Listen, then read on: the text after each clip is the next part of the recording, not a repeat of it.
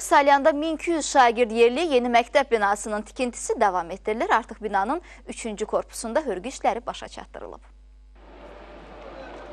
Salyan şəhərində 2 və 3 saylı məktəb binalarının yerində artıq 4 aydan çoxdur ki, yeni məktəb binasının tikintisinə başlanılıb. Ərazisi 3000 kvadrat metrdən artıq olan yeni məktəb binası 3 korpusdan ibarət olacaq. Tikinti işlərini sürətləndirmək məqsədi ilə inşaat meydançasına kifayət qədər müxtəlif təyinatlı texnika və işçi qüvvəsi cəlb edilib. Artıq binanın 3-cü korpusunda hörgü işləri başa çatıb. İkinci tədris korpusunun 320 səviyyədə örtük tavasına qədər betonlanmış və hal-hazırda 660 səviyyədə betonlar sütunları yığılır.